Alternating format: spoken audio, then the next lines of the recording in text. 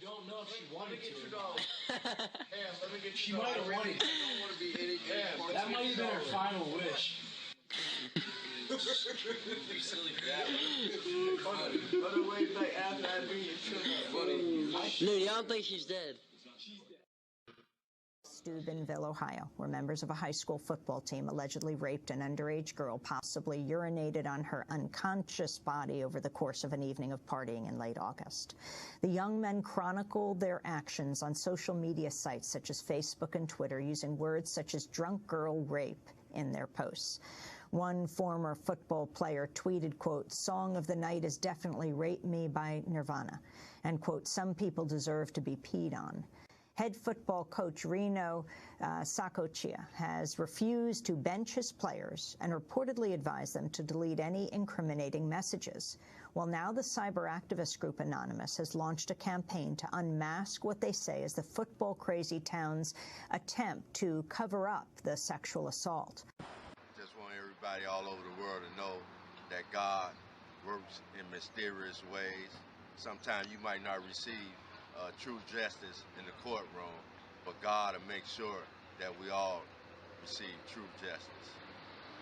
Today we're here to have a rally for support for Jane Doe for the grand jury indictments upon the 16 people that refused to testify, and basically see justice is done to all the people that were too cowardly to testify the first time.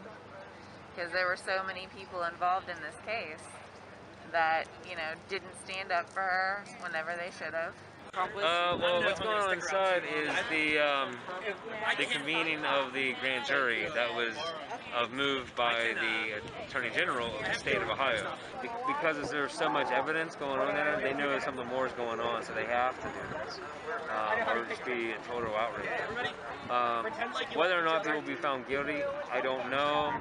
That's not going to be up to us, because we've been hearing it for months now, how much corruption is going on here for like 40, 50 years. And so we just take that information and pass it along. You know, at the beginning, we was getting death threats and whatever. But and so far, everybody's been cool. I mean, nobody's driving by honking and yelling at us. People are waving, taking pictures.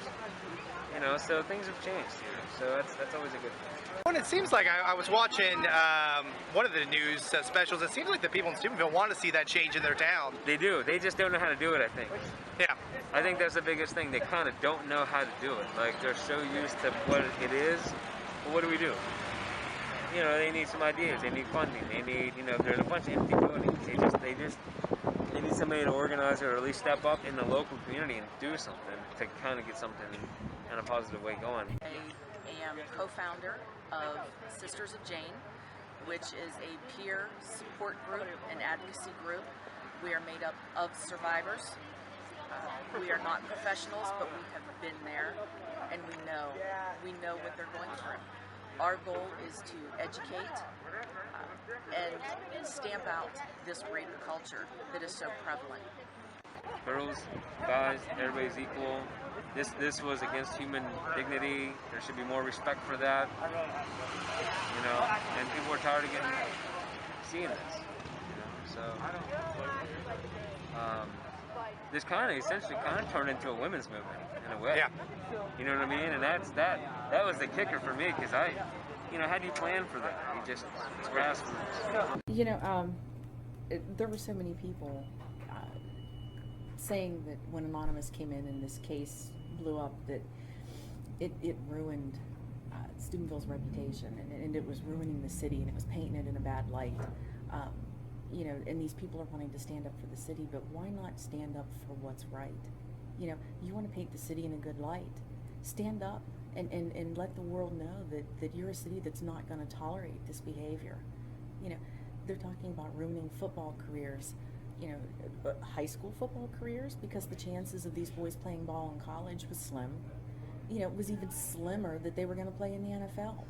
You know, get an education.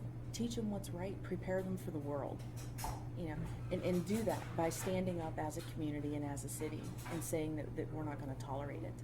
You know, that regardless of whether they are, you know, our high school football stars or, you know, whether they're just, you know, some no-name kid that, you know, the community's forgotten about on the side. You know, don't let it happen. You know, the only thing that's giving the city is a bad name are those people that's not willing to stand up for what's right and for the victim, and, you know, let the world know that they're not going to tolerate it. You know, that's how you give the city back its good name. Every time we've done a rally here, there's been like 15 cops around us. The sheriff just left. The cops are nowhere to be found because they know we're not here to cause trouble. The decisions made in this case will either set the tone for an unaccountable society or will be cited across the nation and around the world as a means to help end rape culture. Then what started happening was all these girls got up and started telling their stories. There was like 40 girls. I mean, we was here for 4 hours just telling their stories. And that just changed, everything. In 1990, I was attacked and held at gunpoint and raped by a police officer. I did not come forward and tell my story because at that time it was just so well known that if you came forward, you were going to disappear.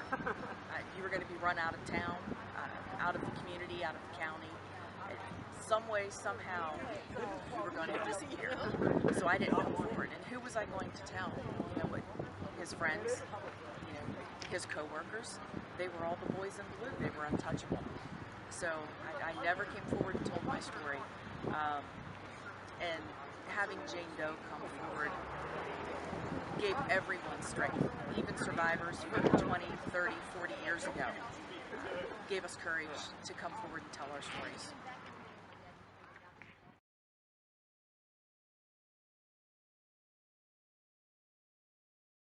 You know, basically as being a survivor and knowing other survivors, I feel that it's really important to stand with Jane Doe and all Jane Does out there, because things like this, they do happen in the world, and it's really sad that people are this ignorant towards the cause and towards what happens to these people, the emotional effects, the physical effects.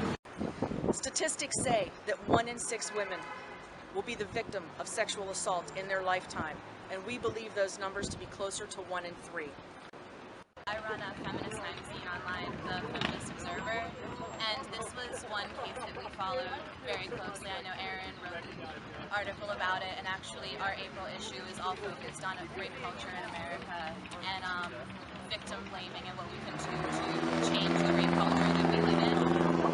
And I think it's very important to be here, especially as survivors, because it can be, as a survivor, very hard to find your voice if you feel like you're alone. As has been said many times, when someone comes forth like this and they've been wronged in any way, shape, or form, sexual abuse or not, and they're bullied, if you see this, if you're on Twitter, if you're on Facebook, if you see this happen, step in, say something, do something. If you do not have confidence in yourself to do so, find somebody who can. Come to me on Twitter, Darston, I'm with the Marisec. It needs to stop. People need to understand that they are loved and that they have an army behind them to stand for them. So if you see this happening, if you see anyone bullied because they have the courage to stand up, you stand up for them.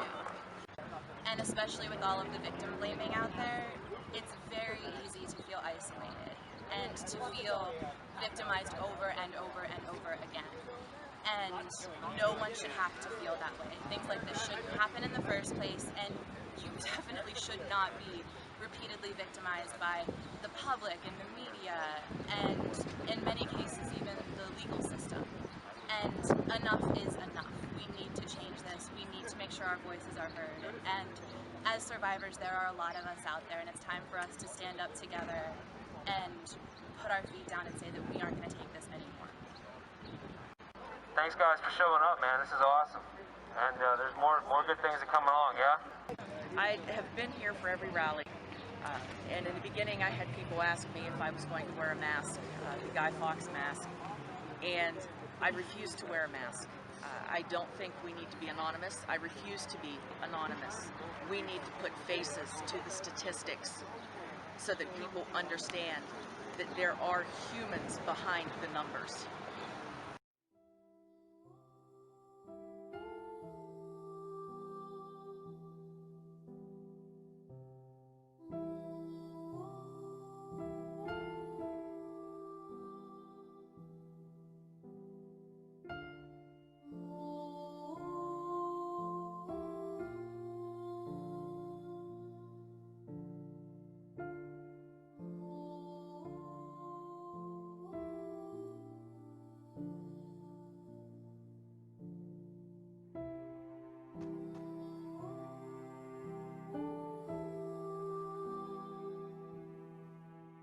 This is no simple reform. It really is a revolution. Sex and race, because they are easy, visible differences, have been the primary ways of organizing human beings into superior and inferior groups, and into the cheap labor on which this system still depends. We are talking about a society in which there will be no roles other than those chosen or those earned. We are really talking about humanism.